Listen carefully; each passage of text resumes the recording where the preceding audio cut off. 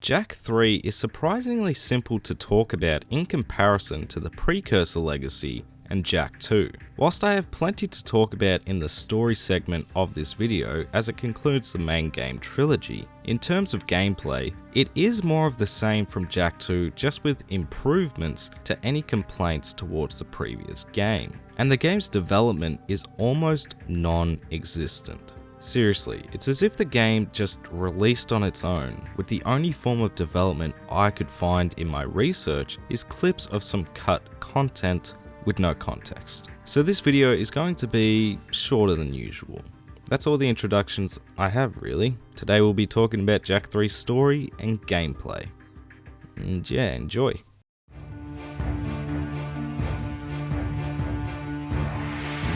Jak 3 is set roughly a year after the events of Jak 2. A war has erupted in Haven City between the surviving metalheads and a new enemy in the KG Deathbots as they attack the Freedom League, the successor to the Crimson Guard. Horrible name change, but anyway. The people of Haven City blame Jak for this war because of his dark powers and friendship with Crew, and the game begins as we see Jak being banished to the Wasteland. Literally saved Haven City in the last game, but okay, let's banish the hero. Makes sense. Jak is banished by our apparent antagonist for this game, Count Vega, a corrupt high councilman, despite protests from Ashlyn, and in a hope to save Jak, Ashlyn gifts Jak a beacon so someone can find him in the harsh desert. Now stranded, Jak, Daxter, and Pekka wander the wasteland nearing death as they collapse, eventually being saved by a man named Damus, king of the city of Spargus, home to others banished from Haven City. After awakening in the new city, Jak must earn his place in Spargus in return for Damus saving him, and it's from here Jak will be asked to complete various missions that I'll go into in the gameplay portion of the video. But one important character we meet in Spargus, apart from Damus, is the precursor monk Seam, who warns Jak of the planet's impending doom at the hands of the Daystar in the sky as it approaches more and more each day. Whilst completing missions in the wasteland outside of Spargus, Jak finds Ashlyn, who reveals she knew Damus would find Jak with the beacon, but doesn't reveal why she knows him and instead begs Jak to return to Haven City, as the Deathbots and the Metalheads are taking over, but Jak refuses, because they banished him for no reason. Soon after though, we learn of the evil plans Count Vega has in store for Jak's friends, so Jak changes his mind and makes his way back to Haven City to reunite the Resistance. On a mission to destroy the Deathbots factory, we encounter Errol, a character I didn't really talk about in Jak 2, but he was believed to be dead and hates Jak. You're all caught up. Errol is now a cyborg, and whilst not important to the story right now, is later. While reuniting the Resistance, Jak and Daxter encounter new, strange creatures, and after accessing a precursor telescope, it is revealed that these creatures are Dark Makers, once precursors exposed to Dark Eco, and now twisted into new beings, and the precursor telescope also revealing the Daystar heading towards the planet is a Dark Maker's ship. Jak and Daxter learn that the only way to get rid of this evil coming towards the planet is to activate the planet's defense system at the planet's core. As Jak and Daxter make their way to the precursor core, Damus offers us assistance, but after their vehicle is hit with a missile, the vehicle ends up crushing Damus. Now throughout the game, it is revealed Damus had a missing son, and really alluded to this child being Jak. But here, as Damus is dying, he gives Jak a pendant that young Jak had in Jak 2, revealing that Damus is Jak's father, and Jak was taken from him by Vega. I have to talk about this moment because, like in Jak 2, it is a twist you do see coming throughout the game, but the final reveal still manages to surprise you, and honestly, it's rather sad. Damus dies believing he would never see his son again, even though he has spent the past adventure seeing his boy turn into a man.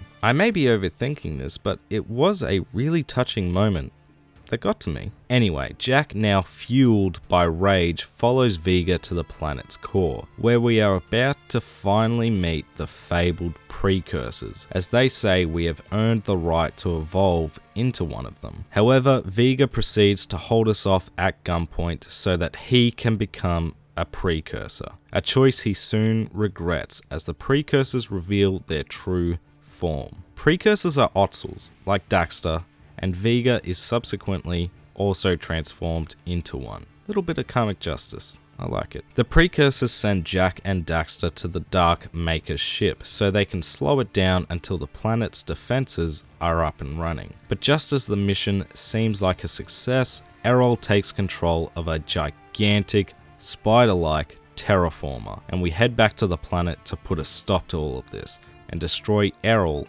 and the terraformer. The story ends with everyone celebrating the fact they saved the planet. The precursors have the ability to change Daxter back to his human form, but instead he opts out to just ask for pants. And Tess, Daxter's girlfriend, asks for the same pants, so they transform her into an Otzel as well. The precursors ask Jak to join them in seeing the universe, which he accepts until he doesn't, leaving us with this line as the game finishes. I couldn't leave you, Dax.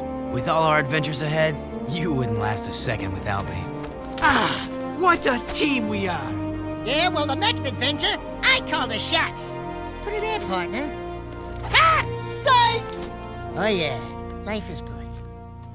And that's the story of Jak 3. The story here really does act as a great conclusion for the Jak trilogy. Finally learning who the precursors are was a twist I didn't expect, and it is a really funny moment. Unhappy with your performance. If you had been a true hero, you would have stopped Errol by now.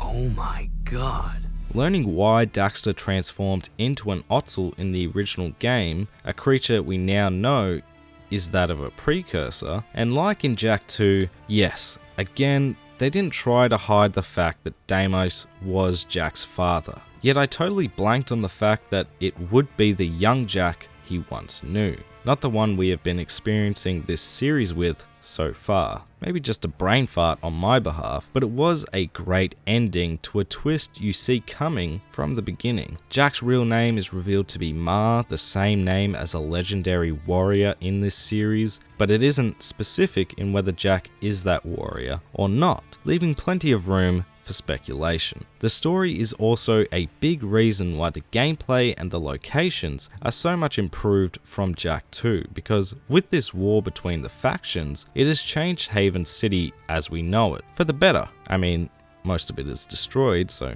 not good for the residents, but better to venture around in. And the threat of the Dark Makers feels truly awful for the entire planet, not just a city, which raises the stakes, which I really enjoyed. I do have some issues with the story though. For one, in my opinion, the story begins really oddly. I mean seriously, Jak saved the world in Jak 2, and we start Jak 3 being kicked out. Makes no sense. We also barely interact with Kira and Samos. I miss the OG crew. I wish they were more integral to this story. And for being the primary antagonist for most of the game, Vega seems to barely be around for most of the game, so once he gets a bit of karmic justice, it's just not as satisfying as it could have been. These are more nitpicks though, as they didn't affect my enjoyment of the story on the whole, but they did stand out for the wrong reasons to me personally. Overall though, the story for Jak 3 is a fun time. It has a lot more humour than the second game, yet the stakes are higher, so it is serious when needed, but it is also a good chuckle throughout. The game answers a lot of questions that have been around since the first game, and although it does conclude the trilogy, it leaves the door open for more stories to be told in this universe, which still gives many hope for Jak 4 someday. We'll see. Now, while I've enjoyed the stories in each of the Jak games so far, Jak 2 wasn't perfect in the gameplay department, so how does Jak 3 hold up in this regard?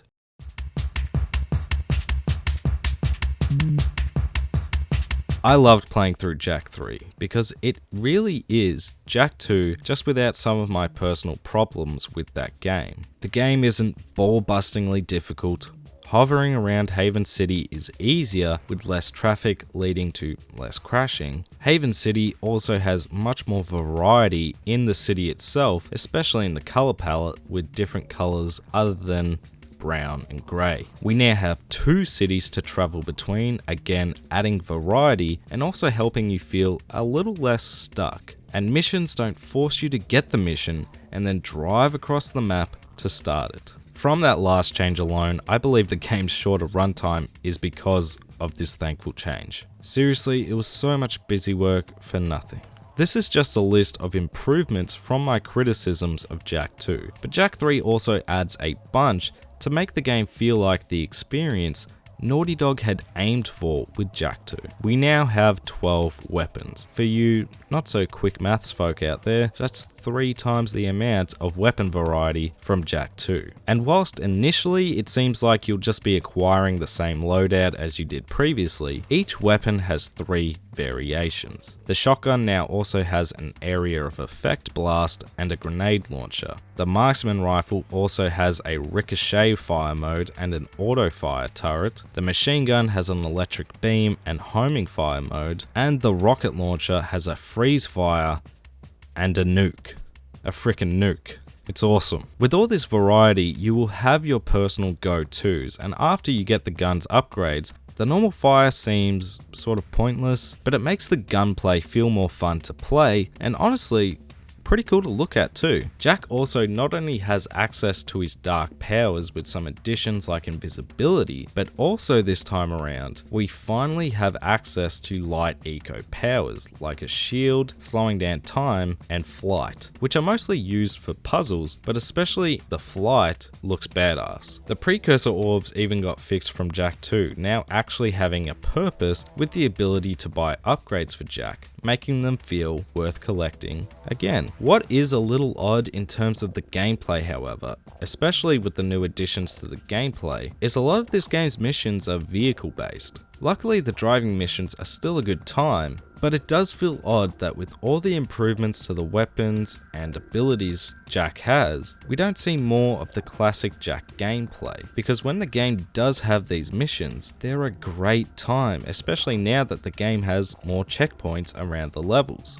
The addition of the combat vehicles is one of the biggest inclusions in Jak 3, but they aren't perfect. The missions themselves are a good time and still have a good amount of variety like racing, catching wild flat-flats.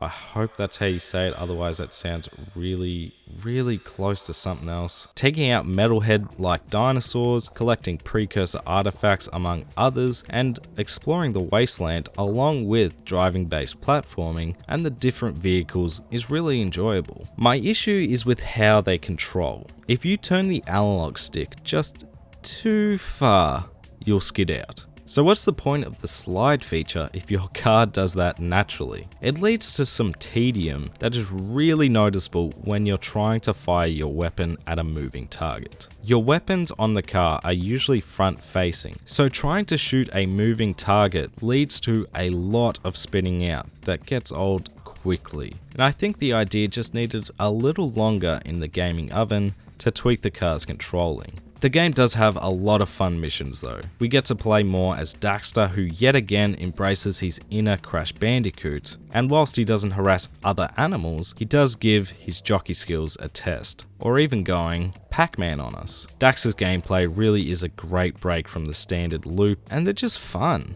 We have more hoverboarding missions with seemingly improved physics, a mission where we control a spider deathbot, escaping from a missile barrage while carrying explosives, a hand glider segment that is intense, maneuvering through high-paced tunnels, and racing monks on a flat, amongst others like turret sections and protecting someone type missions. But a lot of the missions will start with a gameplay mechanic like destroying the factory flying around, and then progress into standard Jak gameplay, mixing Daxter as well. Now yes, the game does repeat mission types more so than Jak 2, but there wasn't a standout mission I didn't enjoy. The game is just a good time to play.